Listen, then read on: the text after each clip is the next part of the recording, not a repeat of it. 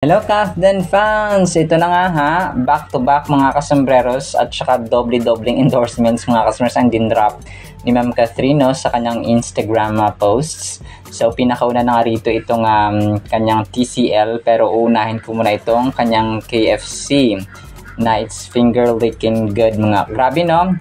Kung kaya pala lately ay wala rin paramdam si Ma'am Catherine dahil nga sa sobrang busy niya sa shoot mga kasambreros. Itong kanyang TCL, if I'm not mistaken, ay medyo matagal na ito. Nirepost lang niya mga kasambreros, no? Tapos yung kanyang KFC mga kasambreros na endorsement ay Made the Narrow Way. So, ang cute, no?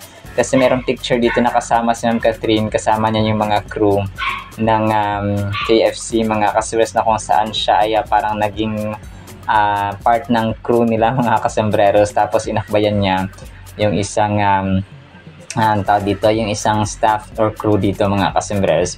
So as usual, ang cute niyo Catherine, meron siyang cap na kulay puti, tapos white yung kanyang suot na t-shirt, and then may red sa lining mga kasambreros, no? Tapos may hawak-hawak siya of course na pagkain from KFC mga kasambreros. And yung isa dito ay kasama niya si Snowy, no? Yung kanyang favorite na aso mga kasambreros, si For Mommy Attorney. So sabi niya dito sa post niya ay turn up the heat and the cheese. I think I just found my new favorite twister flavor, the new KFC cheesy jalapeno twister. It wraps crispy chicken shots, crispy fries, and jalapeno cheese sauce in one irresistible bite. Just so good, guys. Hurry, limited time only. So hashtag KFC Catherine Bernardo KFC cheesy jalapeno twister. So ano no, parang bagong ano pala nito mga kasambreros, no? Bagong flavor sa KFC. So pero narinig ko na itong jalapeno sa ibang company or food companies mga kasambreros, pero no, sobrang kulit. And then yung kanyang TCL naman dito ay sobrang cute din, no? Si mga Catherine mga kasambreros, ang sabi niya dito sa kanyang lines ay parang automatic na nagto-turn on yung air condition or aircon mga kasambreros ng TCL, no? Mag-uutos ka lang. Sabi niya dito, hey TCL, turn on AC. Sometimes silence is the best luxury. So tama ito mga kasambreros, no? Yung katahimikan minsan ay siyang tunay na yaman, kasi yung peace sa palibot, sa pamilya, sa peace sa iyong isipan, no? Peace sa iyong kalooban. So yun ang tunay na kayamanan na hindi nabibili ng pera. Kung magapawalang perang katumbas or tutumbas mga kasambreros sa tahimik at saka peaceful na tulog, peaceful na buhay, peaceful na you are free from stress and anxiety mga kasambreros, no? Wala kang hindi ka gaanong anxious mga kasambreros. And sabi niya dito, cool doesn't have to be wasteful. I love that I can stay cool while saving energy. With TCL, I get to enjoy smarter, quieter, and cooler life just the way I like it. So ito yung kanyang linya na sinabi dito sa TCL na kanyang endorsement video mga kasambreros. So parehong parehong color combination din pala itong suot niya dito sa KFC, naka red and white din siya na color combination mga kasambreros. And nandito rin si Snowy, yung kanyang paborito baby mga kasambreros, no? Tapos as usual ay may mga libro siya dito na kung saan ay she's a bookworm kasi si Ma'am Catherine mga kasambreros. So palagay ko nga binilhan ito talaga ni Sir Aldin, no, ng libro doon sa London nung pumunta siya sa bookstore mga kasambreros. So talagang mahilig magbasa, kaya maalam at saka malawak yung English vocabulary, no, ni Ma'am Catherine at saka ni Sir Alden. Pareho sila mga kasambreros, mga matatalino talaga. And then ito So yung family ni Kath mga kasambreros, no, through the years ay talagang tumutulong sa mga apektado ng kalamidad, no? And bata pa si Ma'am Catherine dito daw ay tumutulong na talaga sila mga kasambreros. Kung minsan hindi nila kailangang i-post, hindi nila kailangang i-balandra sa publiko na tumutulong talaga sila. And isa sa mga screenshot dito na nagpasalamat no itong si Sir Lester Pimentel Ong. Dati pa ito mga kasembreros no, hindi lang ngayon hayag mag-send ng tulong si Ma'am Catherine sa mga nasalanta ng bagyo no, bagyong Opong mga kasembreros no. Let's continue praying sa mga biktima. Sabi ni Sir Lester dito ay maraming salamat Miss Catherine Bernardo sa pag-share ng blessings mo by donating your own money to feed more than 2,000 healthcare frontliners. So ito yung time yata ng COVID mga kasembreros no. Para na-recall ng isang Kathleen or Catherine admin. Law enforcers and higit sa lahat our less fortunate kababayan in different barangays. Nakatulong ka na sa mga kababayan natin, nakapagbigay ka pa ng trabaho sa aming magigiting na RBX service crew. So naka-hashtag si naka-tag si Mami Min at saka si Ma'am Catherine mga So ganito sila no, kahit bata pa sila mga bata pa si Ma'am Catherine dati, talagang hindi lang nila binabalandra yung kanilang pagtulong sa mga tao, kasi yun naman talaga dapat. Kung tunay yung iyong pagtulong, you don't need to be uploaded or you don't need to display everything and make people know yung ginagawa mo mga kasembreros na pagtulong, kasi yung genuine yun siya mga kasembreros. Kagaya ni Sir Alden, as much as possible ay ayaw niyang nare-recognize kapag siya po ay tumutulong mga kasembreros. So yun po no, God bless Ma'am Catherine. So ngayon yung pinaka-present, kasi nga maraming biktima ng kalamidad, hindi natin alam no kung kasi pasekreto rin itong tumutulong si Ma'am Catherine mga kasembreros. So ang Diyos lang nakakaalam and sila. And then ito, so 5 days to go mga kasembreros ha. Nagda-drop ulit ng teaser yung Netflix and then yung Alden admins mga kasembreros, Kathleen admins ng Out of Order. So 5 days to go. Pinakaunang directorial job ni Sir Alden mga kasembreros no, along with Viva Studio, tapos Netflix mga kasembreros and Myriad Entertainment ay itong kanyang Out of Order na dinirect mga kasembreros. So talagang aabangan at susuportahan natin itong mga kasembreros ha, sa kanyang kasi grabe no, grabe, ibang level talaga si Sir Alden mga kasembreros. Yung hirap, hindi sa isang baguhang direktor na kagaya niya, and then artista pa siya sa sarili ng pelikula, producer pa siya mga kasembreros. Ibang level talaga. And yun nga no, as he has been saying, team effort po talaga ito. Nandyan sina Ma'am Annette Gozon and the rest of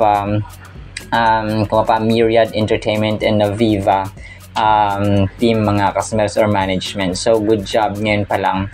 So support natin ito si Sir Alden, kasi grabing effort. Yung effort talaga, and then yung talagang tulong din sa mga sa mga local producers mga kasembreros. So tapos may isa pang may isa pang Out of Order behind the scenes na nilabas no, si Sir Alden mga kasembreros sa kanyang Instagram account. Ito yung time naman na parang of course the captain of the ship no, sabi niya ganun, the captain of the ship, Direk Alden mga kasembreros. So parang sabi niya ito action no, pero ito po ay matagal na ha, 2 years ago pa po ito mga kasembreros. So parang mas nauna pala to no, kaysa sa Hello Love Again na ginawa niya mga kasembreros, kasi parang pulang araw, tapos during pulang araw ginagawa niya ito na parang tinatapos niya, kasi nga dun sa may sa may Canada, palipat-lipat siya dati mga kasembreros ng location. So kung kaya grabe talagang palagari din ang ginawa ni Sir Alden dito no, sa pelikulang ito, kung kaya we will support him mga kasembreros. And then ito, so next item natin, so si Ma'am Lexine no, at saka si parang yung kasama niya dito, parang siya dito, parang in-interview no, parang tinanong doon sa may ribbon cutting nga or opening ng Empolo business ni Ma'am Catherine mga kasembreros. So parang tinanong siya dito ng isang siguro fan din ni Catherine mga kasembreros no. Tapos sinabi ni Lexine ay anak po ng isang kabilang may-ari. So parang ganun. So anak ng ate niya mga kasembreros. Thank you Lexine. So laki na ng Lexine no. Parang sobrang ganda ni Ma'am Lexine mga kasembreros, yung hugis ng mukha at saka yung ilong and so on ay kuhang-kuha niya talaga si ate or tita niya, Catherine, mga kasambreros. And then ito, so next item natin. So congrats na ito yung parang behind the scene din ni Daddy Bay, mga kasambreros, nang pumunta siya sa Hanam Clinic or Korean Clinic, mga kasambreros. Grabe, no? Ibang level si Daddy Bay, mga kasambreros, kasi Koreano yung peg ni Daddy Bay, mga kasambreros. So talagang nagka-facial siya, no? And then so on, mga kasambreros. So ang cute. So parang isang nagpa-picture sa kanya dito, parang kamukha rin Sir Alden. So parang siguro model din siya ng Hana, mga kasambreros. So let's live young. So congratulations kay Daddy Bay. Maliban sa kanilang income ay dagdag na naman ito sa kanyang savings, mga kasambreros. And of course, no, yung tipong kukunin ka na endorser na isang produkto ay talagang fulfillment para sa kanya, no, at sa kanyang pamilya, mga kasambreros. Siguro tinutukso-tukso ito ni Sir Alden, Yudi. Parang ganun, endorser na si Daddy, parang ganun siguro yung no, biruan nila, mga kasambreros. And then ito, last item natin, mga kasambreros, itong prayer, of course, no, ni Sir Alden. Sabi niya dito, "Dear God, when I deal with fear, help me to say, God, I trust you when anxiety rises and tries to steal my peace. Let those same words be my anchor. God, I trust you. When I don't know what to do next or where to turn, remind me to lift my eyes and say, God, I trust you." So grabe, no? You are faithful, steady, and near. Help me to lean on you, not my feelings. Let trust be my response in every situation, knowing that you are working, guiding, and holding me through it all. In Jesus' name, amen. So amen and amen, Pops Alden. So ang ganda kasi tinatapos natin yung ating may panalangin talaga, mga kasambreros, no? Sin po. Alright, so yun last sa ating countdown items, sana po ay panghimra natin ang Word of God. Today is September 27, 2025. Saturday na po, no? Enjoy your weekend so far. Sana po ay panghimra natin ang Word of God. At para po sa ating Word of God ay sobrang ganda po nito. Ang title po, Walang Duplicate. Jeremiah 10 verses 6 to 7. Inasmuch as there is none like you, no, walang katulad or walang duplicate, O Lord, you are great and your name is great in might. Who would not fear you, O King of the nations? For this is your rightful due. For among all the wise men of the nations and in all their kingdoms, there is none like you. So walang katulad, no? Walang duplicate, walang equal, walang match, mga kasambreros. So bago tayo magsimula, no, let's continue praying sa mga biktima po ng bagyong Opong. Talagang sunod-sunod yung bagyo natin, mga kasambreros, no. Tayo po ay patuloy na manalangin, mga kasambreros, sa bawat isa. Kasi kawawa talaga yung iba, no, nawawalan ng tirahan talaga, no. At saka yung iba talagang affected, mga kasambreros. So let's continue praying for the victims. So ito, no, sa ating topic, mga kasambreros, alam niyo po yung doppelganger. So yung doppelganger, ito po yung term na meron kang ka-look-alike or may ka-double ka, mga kasambreros, na nabubuhay na tao sa mundong ito.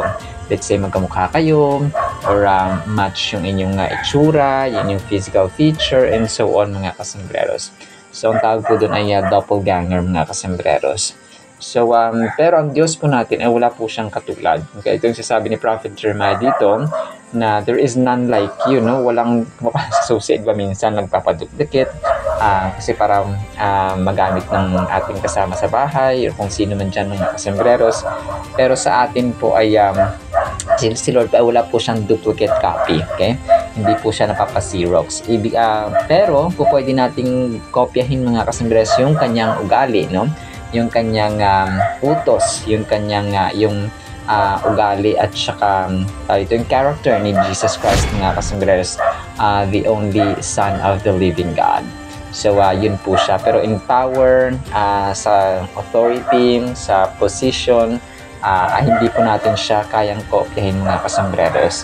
In the book of Jeremiah, we find a profound statement about God's uniqueness. Okay, yun siya, mga kasambreros, and might.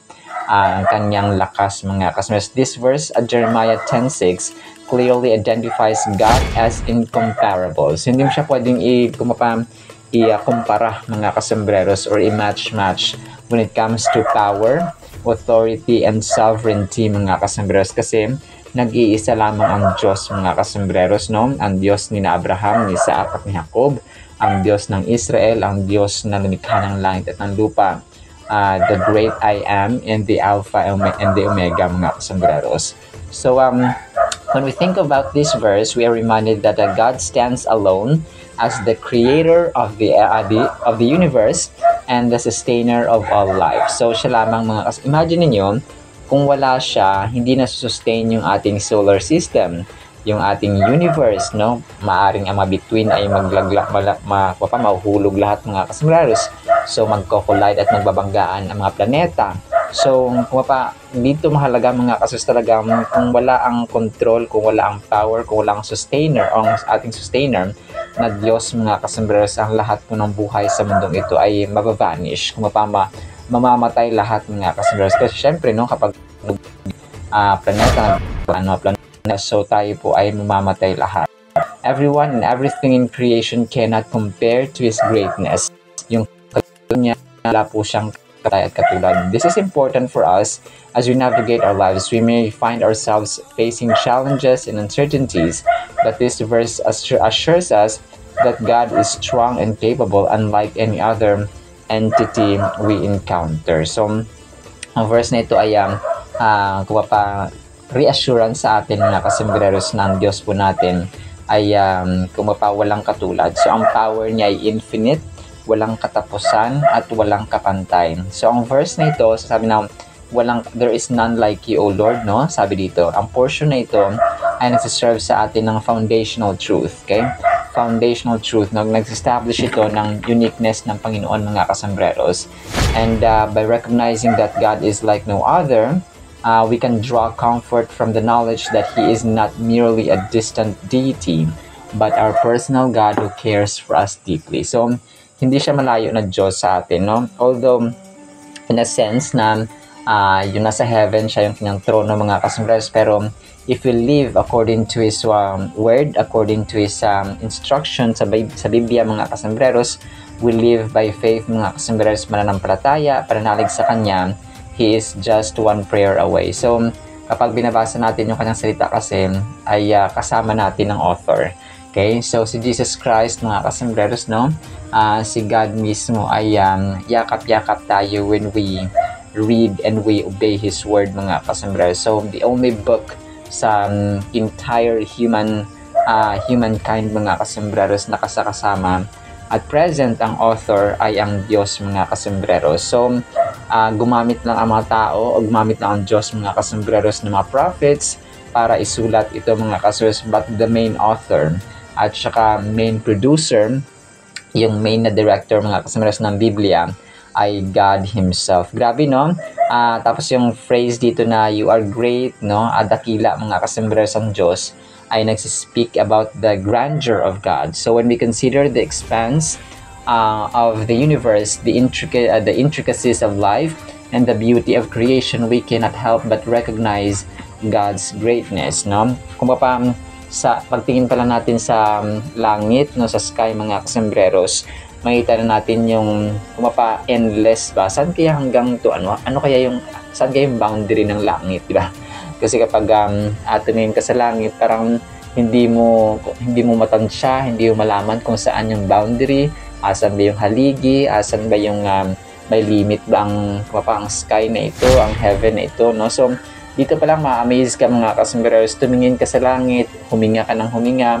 So dito may realize na ang buhay ay sadyang talagang bigay ng Panginoon mga kasembreros.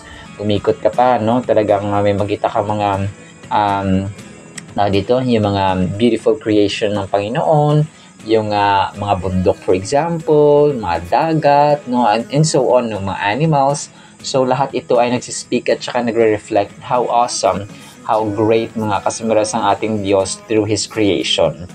This recognition inspires humility within us. So, kahit yung baby na na-perform sa loob ng tiyan ng isang nanay mga kasembreros, may it be an animal or tao mga kasembreros, na-amaze ka kasi wala namang butas doon sa loob ng tiyan, pero kung pa nabubuo at saka nabubuhay ang isang tao, no, or isang hayop, mga kasambreros. So grabe, no, dito mo makita na talagang grabe, you cannot fathom. Kung pa hindi natin kayang tarukin at saka i-measure, mga kasambreros, ang kadakilaan ng ating Panginoon, because wala siyang katulad, no? Kung kaya may kantang wala siyang katulad, wala nang hihigit sa'yo. So meron kantang ganun, mga kasambreros, no?